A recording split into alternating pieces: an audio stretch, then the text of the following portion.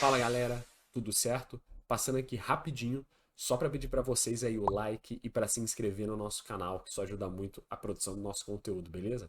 Valeu, espero que gostem aí do vídeo. Fala galera, mais um vídeo no canal e hoje vamos falar um pouquinho sobre o jogo 2 das finais da NBA, que aconteceu ainda hoje, no dia que eu tô gravando logo depois do jogo, para estar tudo mais fresco na memória.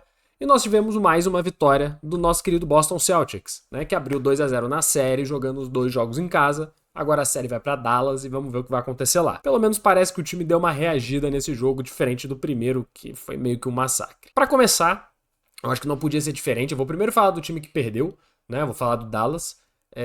Eu acho que não podia ser diferente, até pelo que eu já disse muito aqui no canal, né? Tanto em outras fases dos playoffs, tanto quanto no jogo 1, que eu também já tenho um vídeo, né? Se vocês quiserem ver, temos um vídeo já sobre o primeiro jogo das finais. Mas eu acho que não podia ser diferente. Os dois caras que eu vou colocar aqui do Dallas são o Doncic e o Kyrie Irving. Muito porque o time não tem muito um outro cara, né? E nesse jogo isso ficou claro.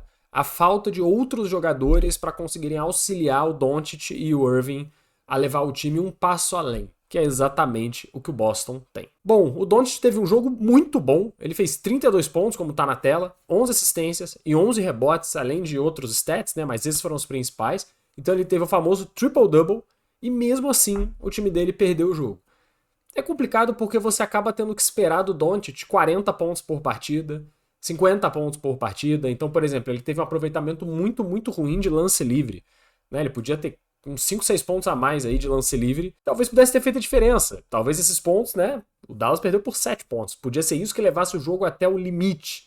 Só que você precisa de um jogo de All-Star toda a partida do Doncic pro Dallas vencer. Difícil. Ainda mais que ele tá jogando com muitas dores, ele tá muito mal do joelho. Recentemente, parece que no jogo passado ele sofreu uma pancada na região das costelas. No pré-jogo ele tava usando, ele parecia uma múmia de tanta coisa que ele tava usando para tentar se recuperar. Então é muito complicado você esperar que ele faça um All-Star Game todos os jogos das finais. Na minha opinião, é isso que faz com que o Dallas esteja condenado na série. Mas vamos ver o que vai acontecer em Dallas, né? Pode ser que o time tenha uma reviravolta com o apoio da torcida. Mas o Doncic foi bem. O Doncic foi um destaque do time. Em contrapartida, nós tivemos o Kyrie Irving, que deveria ser o segundo homem do time a ser decisivo, a ser diferenciado, a ser um cara a carregar o time.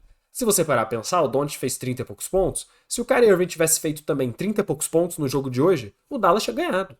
Então, assim, também faltou muito do Kyrie Irving, que parece que sentiu demais a pressão em jogar em Boston. Ele disse que não, ele disse que o estádio não faz barulho suficiente, etc e tal. Só que ele teve um jogo ruim na primeira partida e hoje ele teve um jogo muito ruim.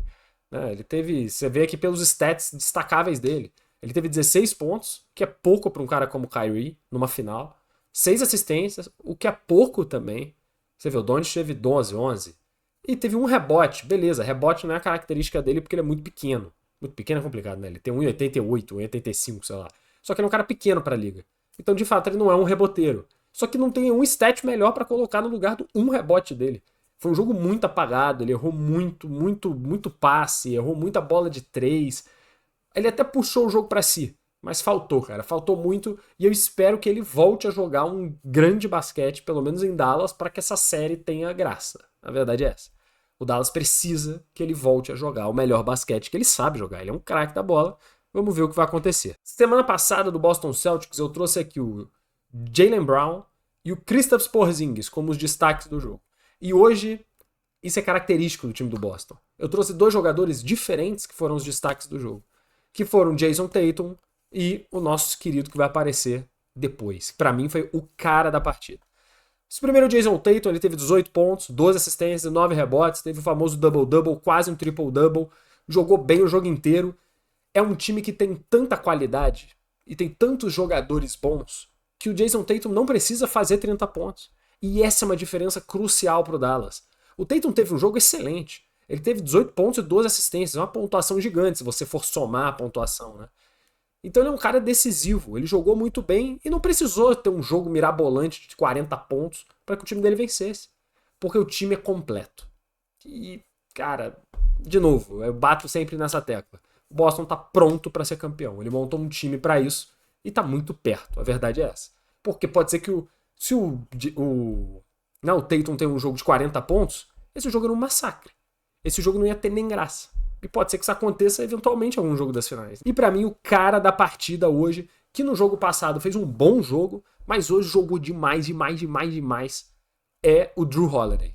Eu sou fã desse cara, não, eu sou fã desse cara porque eu torço pro Milwaukee Bucks na NBA. E, putz, ele pra mim era um dos jogadores, depois do Giannis, né, naquele time que foi campeão uns anos atrás, ele era o cara. Pra mim foi um absurdo terem trocado ele, porque ele é um jogador extremamente valioso, relativamente barato, e é um leão em quadra, e uma habilidade absurda para marcar, para definir jogada. Hoje ele fez mais pontos, normalmente ele não tem tanta carga de pontuação no time. Hoje ele fez 26 pontos, roubou 3 bolas e teve 11 rebotes. O cara conseguiu um double-double e ainda roubou 3 bolas. É impressionante isso, descontando tudo que ele faz na defesa, que não entra nos stats. As pressões que ele faz, os erros que ele força. Mesmo que ele não roube uma bola, não bloqueie, ele força um erro, ele força uma jogada errada. E, cara, ele é um absurdo em quadra. Eu gosto muito do Jrue Holiday. E, cara, pra mim ele foi o homem do jogo hoje. E é um ponto, de novo, o que eu falo do Boston Celtics. Você tem o Jaylen Brown, que é um All-Star. Você tem o Jason Tatum, que é um All-Star.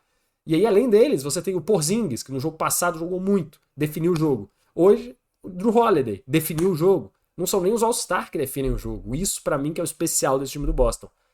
E ainda tem uma menção honrosa pro nosso querido Careca, né, do Boston Celtics, que fez um jogo espetacular também. Né? Ele chegou a... Deixa eu tentar lembrar aqui quantos pontos. Cara, foram 18 pontos. 18 pontos do Derrick White. É um time muito completo e eu acho que é o futuro campeão, a verdade é essa. Trouxe aqui diferentemente, né? Deixa eu só mover a minha câmera. Deixa eu só mover a minha câmera para não ficar na frente do coitado.